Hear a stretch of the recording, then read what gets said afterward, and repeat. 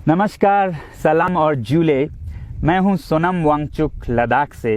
आप में से कुछ लोग हमें जानते होंगे हमारे शिक्षा सुधार के कामों के बारे में, या फिर पर्यावरण के काम में आइस स्तूपा, आर्टिफिशियल ग्लेशियर जैसे कामों के लिए, या फिर आई लिव सिंपली जैसे ग्लोबल मूवमेंट्स जो कि सादा जीवन अपनाकर क्लाइमेट चेंज को रोकने के लिए लोगों को प्रेरित करती है।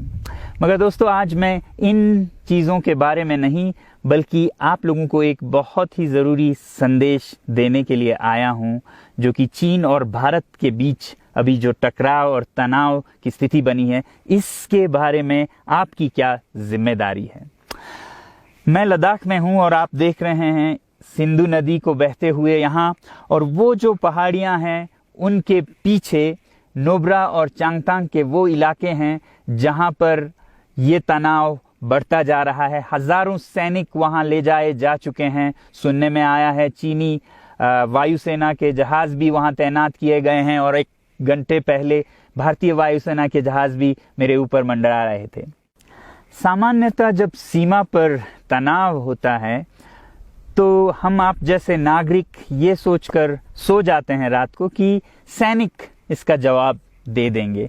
मगर मैं आज आप लोगों को ये ज़रूरी बात बताना चाहता हूं कि इस बार सिर्फ सैनिक जवाब नहीं, दो तरफा जवाब हो और उसमें नागरिक जवाब भी हो। तो आप जैसे नागरिक दिल्ली, मुंबई और बेंगलोर और अनेक शहरों से क्या कर सकते हैं इसमें, ये समझने के लिए पहले हमें समझनी होगी चीन की ये हरकत और वो ऐसा क्यों कर रहा है। आपने देखा होगा कि ये सिर्फ भारत के साथ नहीं हो रहा है, बल्कि पिछले कई हफ्तों से चीन ये दक्षिण चीनी सागर में वियतनाम, ताइवान और अब हांगकांग के साथ भी छेड़खानी कर रहा है।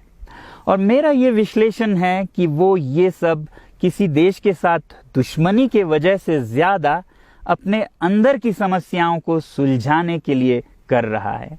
आज चीन को सबसे बड़ा डर है तो अपने जनता से डर है। उनकी 140 करोड़ की आबादी, जो कि एक बंधुआ मजदूर की तरह बिना मानवाधिकारों के चीनी तानाशाह सरकार के लिए काम करते हैं और उसे धनी बनाते हैं।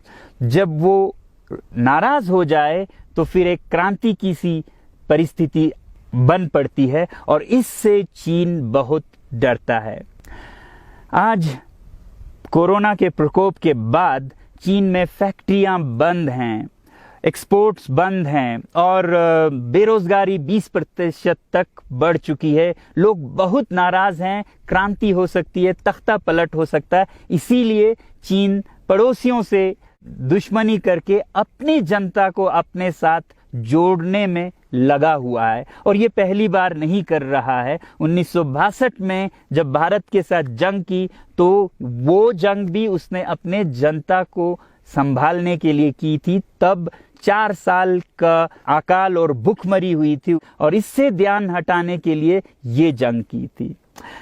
चीन के लिए अपनी जीडीपी और जो खुशहाली है उसे बढ़ाते रहना बहुत ही ज़रूरी है, और जिस दिन जीडीपी घट जाए वहाँ की जनता क्रांति के लिए तैयार है। मैं तो कहता हूँ कि इस बार भारत की बुलेट पावर से भी ज़्यादा वॉलेट पावर काम आएगी, जो नागरिक पैसा खर्चते हैं चीन के सामान को खरीदने में। ज़रा सोचिए, हम आप भारतीय उद्योग को मारकर चीन से मूर्तियों से कपड़ों तक हर साल 5 लाख करोड़ के सामान खरीदते हैं, और फिर यह पैसा आगे जाकर हमारे सीमा पर हथियार और बंदूक बनकर हमारे सैनिकों के मौत का कारण बन सकती हैं। तो इसलिए अगर हमारे देश के 130 करोड़ लोग और 3 करोड़ जो भारतीय बाहर के देशों में हैं, सब मिलकर भारत में और बल्कि दुनिया भर में एक boycott made in China movement या अभियान शुरू करते हैं, तो आज दुनिया भर में चीन के प्रति रोष है। हो सकता है कि सारी दुनिया साथ आए और इतने बड़े स्तर पर चीनी व्यापार का बॉयकॉट हो कि चीन को जिसका सबसे बड़ा डर था वही हो, यानी कि उसकी अर्थव्यवस्था डगमगाए और उसकी जनता रोष में आए, विरोध और तख्ता पलट। और अगर हम ऐसा नहीं करते हैं तो कितनी बदनसीबी की बात होगी भारत के लिए, ज़रा सोचिए। एक तरफ हमारे सेना सीमा पर जंग लड़ रही होगी और दूसरी तरफ हम आप चीनी सामान, मोबाइल से लेके कंप्यूटर्स, कपड़ों से लेके खिलौनों तक को खरीद कर उनकी सेना को पैसा भेज रहे होंगे, चीन की सेना को। ये तो हुई हार्डवेयर की बात। दूसरी तरफ हमारी युवा चीनी सॉफ्टवेयर, एप्स, गेम्स जैसे टिकटॉक, शेयरिट, इन सब में मस्त, उन्हें दूसरी तरफ से करोड़ों करोड़ों का पैसा भेज रहे होंगे। तो इसलिए बहुत ज़रूरी है कि हम एक नागरिक जवाब ज़रूर दें और इसे एक अभियान बनाएं, ग्लोबल मूवमेंट की तरह। ये बॉयकॉट मेड इन चाइना का जो अभियान है वो भारत के लिए भी एक वरदान साबित होगी। जैसा कि हमारे प्रधानमंत्री ने एक विजन हमें दिया था स्वावलंबन का, सेल्फ रिलायंस, वो तब हो सकता है जब हमारे अपने उद्योग फलें फूलें। और जब हम बॉयकॉट करते हैं इन सामान का तो अपने देश के उद्योग का, उत्पाद का हम प्रयोग करेंगे और उससे मजदूरों को रोजगारी मिलेगी और सारा देश खुशहाल होगा। बजट होगा कि हम और अच्छी तरह से टक्कर ले सकें सीमा पर भी।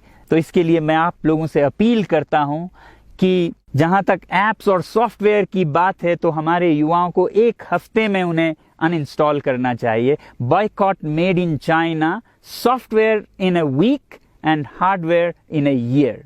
क्योंकि साजो सामान के लिए वक्त लगेगा हमारे अपने देश से और बाहर से विकल्प निकलने तक, तो उसे हम 1 साल के अंदर कर सकते हैं। तो ये हम न सिर्फ अपना प्रतिज्ञा करें बल्कि 100 और लोगों को इसके बारे में समझाएं, शेयर करें सोशल मीडिया पर, और हमारी जो मीडिया है वो जनता तक, देश के कोने कोने तक पहुंचाए। और जैसे ही इसका असर दिखने लगेगा, इंटरनेट से ऐप्स लाखों में, करोड़ों में अनइंस्टॉल होंगे, तो चीन को संदेश साफ जाएगा और यही एक तरीका उसे मेज पर पहुंचा सकती है जहां पर कि बातचीत हो शांति की। तो जाते जाते मैं ये बता दूं कि मैं क्या करने जा रहा हूं।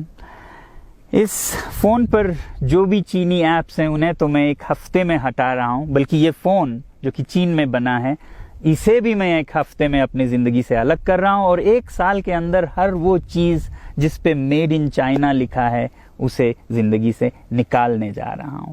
हमें चीन से, चीनी लोगों से कोई समस्या नहीं है, चीनी सरकार और उनकी रवैयों से समस्या है। जब तक चीन में परिवर्तन ना हो हमें ऐसा करना होगा। और आप लोगों से मैं अपील करता हूं कि आप अपने शहर में, अपने मोहल्ले में ऐसे इवेंट्स करें जहां लोग प्रतिज्ञाएं करें कि चीनी सामान का बहिष्कार करें जब तक चीन में परिवर्तन ना हो। और मैं सालों से कहता रहा हूं कि 21वीं सदी में देश के लिए जान देने की नहीं बल्कि जिंदगी देने की ज़रूरत है। लद्दाख में बढ़ते हुए ये देश के लिए जान देने का कारोबार बहुत देखा, और जहां एक तरफ मैं सलाम करता हूं उन लोगों के लिए, उन लोगों को जिन्होंने देश के लिए जान दिया, मगर इस 21वीं सदी में मेरा ख्याल है कि देश के लिए जान देने की नहीं, जिंदगी देने की ज़रूरत है।